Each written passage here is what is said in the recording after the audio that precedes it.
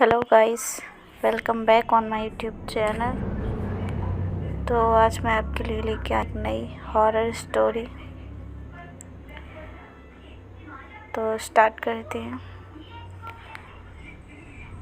एक बार गर्मियों की छुट्टी में मैं और मेरी बहन मामा के घर घूमने गए थे। मामा के घर में नानी मुझे बहुत प्यार करती थी और मेरी बहनों को यह पसंद नहीं आता था क्योंकि वे थोड़ी शरारत वाली और थोड़ी मस्ती भी करती थीं। एक दिन मेरी माँ की तबीयत अचानक ख़राब हो गई। तब मेरे मामा मुझे लेने मेरे घर आए। वो भी मेरे घर पर रुक गए। जब मेरी माँ की तबीयत सही हो गई तब मामा जी बोले कि अब मैं अपने घर जा रहा हूँ।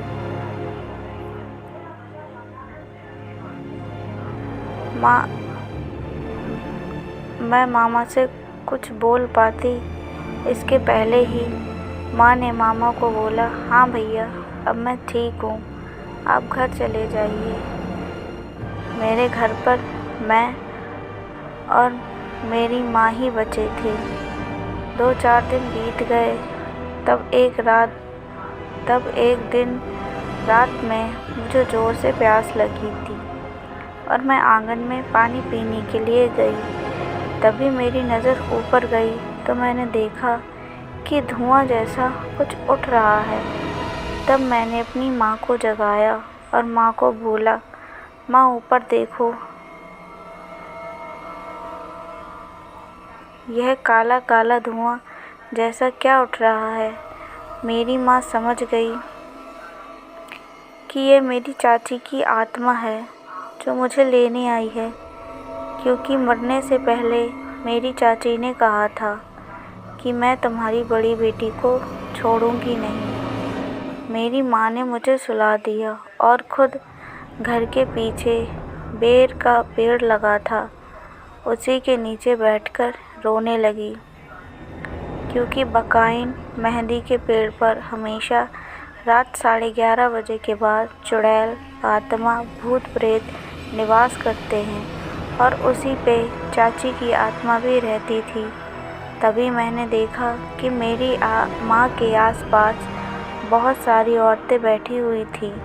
मेरे दिमाग में कुछ सूझ नहीं रहा था।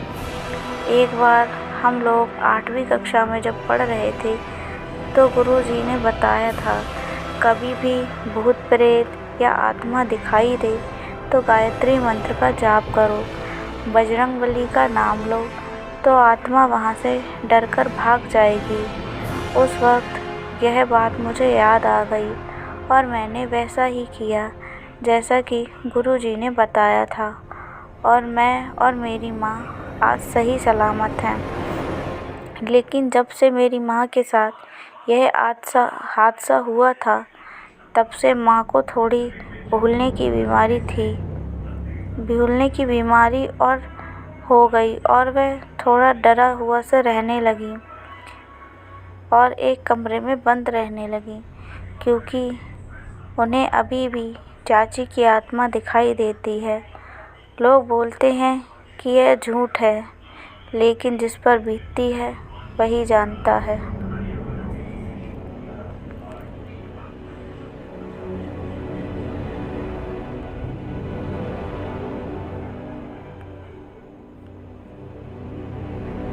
तो गाइस, स्टार्ट करते हैं हमारी सेकंड स्टोरी। आज मैं आप सभी को एक सत्य घटना के बारे में बताने जा रही हूँ। मेरे मित्र के पिता लाल सिंह बैंक में एक कर्मचारी थे। वह भूत प्रेत जैसी आत्माओं का बहुत मजाक उड़ाते थे।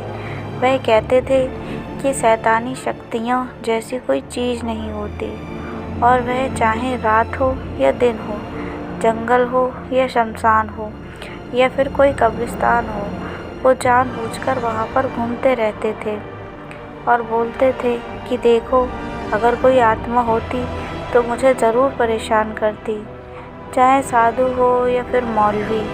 वे उन लोगों का बहुत मजाक उड़ाते थे और उन्हें अभी तक कुछ नहीं हुआ था। एक दिन वो दोपहर के समय अकेले बैंक जा रहे थे। तभी उनको एक चौराहे पर नींबू, पेड़ा, फूल और लाल कपड़ा रखा हुआ दिखा, जिसके चारों ओर एक हल्दी का घेरा बना हुआ था।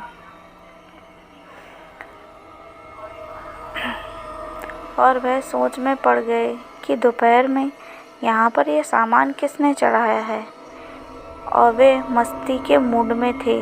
तभी उन्होंने साइकिल से नीचे उतरकर उस हल्दी से बने हुए घेरे के अंदर से नींबू, लाल कपड़ा और मिठाई भी उठा ली और साइकिल पर बैठकर हंसते हुए बैंक की ओर चले गए।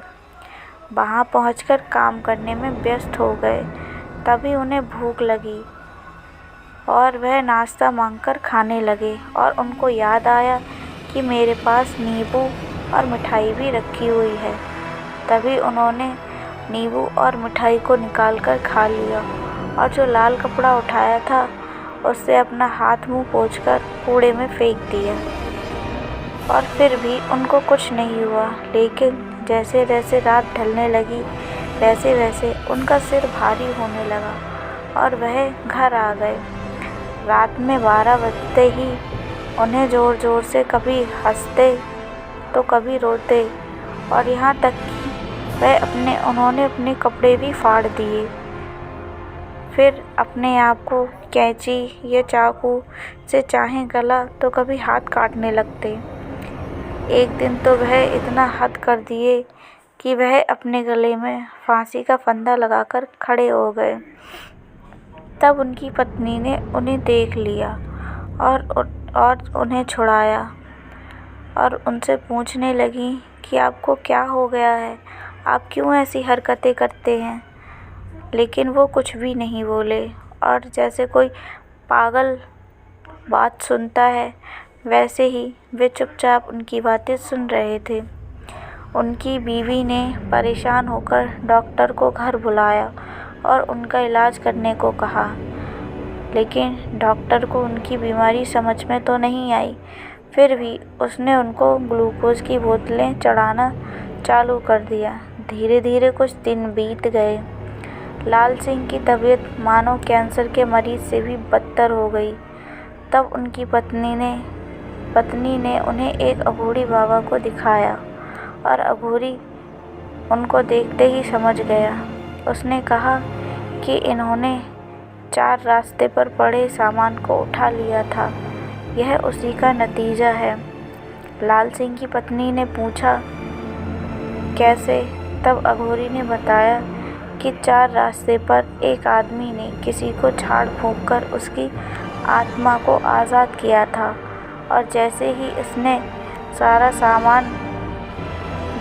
उसने सारा सामान चढ़ाकर पीछे की ओर लौटा, वैसे ही ये वहाँ पहुँच गया और इसने सारा सामान उठाकर खा लिया। तभी वह आत्मा इसको परेशान कर रही है। अब लाल सिंह की पत्नी रोने लगी और अघोरी के पाँव पकड़ लिए। बोली, बाबा आप ही सहारा है। अघोरी बाबा दुखी हो गए और बोले, ठीक है, पहले जाकर कुछ नया सामान खरीद कर लाओ, फिर मैं बताता हूँ। औरत ने पूछा, क्या लाऊं? फिर अघोरी ने बोला, जैसे नींबू, 1.25 किलो मिठाई, 1.25 मीटर लाल कपड़ा और एक फूलों का हार लेकर आओ, और यह सब अपने पति के हाथों में झूठा करवाकर हमें दे दो, तब हम देखते हैं कि क्या हो सकता है। उनकी बीवी ने वैसा ही किया और उन्हें सारा सामान लाकर दे दिया। पूजा पाठ करने के बाद अघोरी ने एक लोटे में पानी लिया और लाल सिंह के चारों तरफ घुमाकर पी लिया और चले गए। लाल सिंह दिन प्रतिदिन ठीक होने लगे और अब उनको कुछ याद भी नहीं है, और वे एकदम स्वस्थ हो गए हैं और अपने बैंक में काम फिर से चालू कर दिया। तो दोस्तों, आपने सुना ही होगा कि अक्सर लोग जो चौराहे होते हैं उन पे टोटका करते हैं। और अक्सर हमारे मम्मी पापा बोलते हैं कि हमें उन चीज़ों से दूर रहना चाहिए और कभी भी ना तो उनके ऊपर से गुज़रना चाहिए और ना ही उनमें से कोई भी चीज़ को हाथ लगाना चाहिए, क्योंकि हम अगर ऐसा करते हैं तो ये हमारे लिए बहुत घातक हो सकता है। तो प्लीज़ आप लोग इससे बच के रहिए। तो स्टार्ट करते हैं हमारी तीसरी स्टोरी। यह कहानी महाराष्ट्र राज्य के नांदेड़ ग्राम के निकट रायपुर इलाके की है, जहां आज भी खूनी और प्यासी डायनों का बसेरा है। स्थानीय लोगों का मानना है कि यहां रात में गुजरने वाले लोगों को डायन पहले तो अपने बस में करती है और बाद में उस इंसान का खून पीकर स्वयं को अमर करती हैं। और माना जाता है कि यह इलाका डायनों का है। यहाँ पर इंसान का कदम रखना खतरे से खाली नहीं है और अगर आप वहाँ पर गए तो किसी तरह की चूक आपके लिए काफ़ी नुकसानदायक साबित हो सकती है। अगर आपको यह यकीन न हो रहा हो तो आप यहाँ पर आकर किसी भी पेड़ में कील गाड़कर खुद देख लीजिए, लेकिन आप लोगों का मौत से सामना ज़रूर हो जाएगा। आप लोगों को भले ही यह अंधविश्वास या अंधश्रद्धा लग रहा हो, तो इस भूतिया गांव का यही दस्तूर है।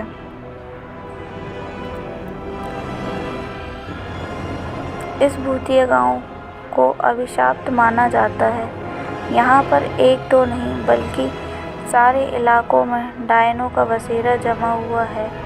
नांदेड़ के निकट एक छोटे से गांव में डायनों का अब पूरे राज्य में बसेरा हो चुका है। यहाँ पर ऐसा माना जाता है कि पहले यहाँ एक डायन रहा करती थी, लेकिन डायन ने गांव की कुछ लड़कियों की आत्मा को अपने बस में करके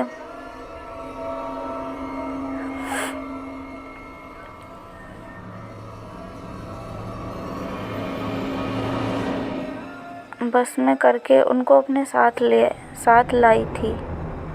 आज वही लड़कियां इन डायनों के साथ मिलकर खुद को अमर रखने की कोशिश करती हैं।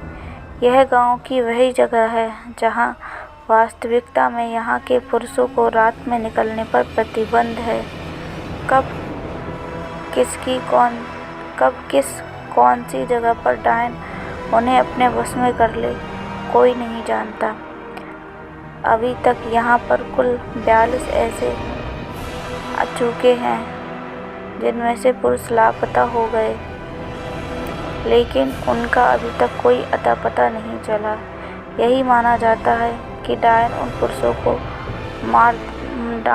पुरुषों को मार दिया होगा। रायपुर के पेड़ों को काटने पर भी प्रतिबंध लगाया है। यहाँ पेड़ों के ऊपर डायनों के रहने की बात बताई जाती है। एक बार एक पेड़ काटने पर एक पुरुष की मृत्यु हो गई। तब से ही माना जाता है कि डायनों का पेड़ काटने पर उनकी मृत्यु हुई। यहाँ पर एक टूटी हुई हवेली है जिसके अंदर एक छोटी सी कोठरी है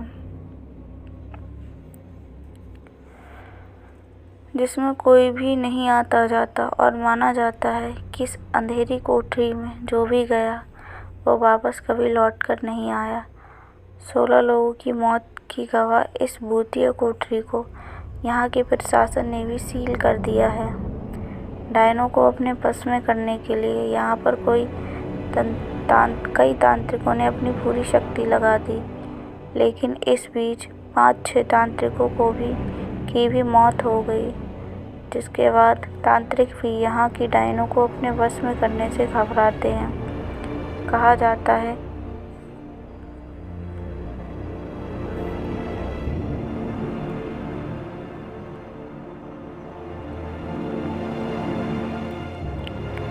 कि गांव में हर अमावस्या और पूर्णिमा की रात कोई बाहर नहीं निकलता।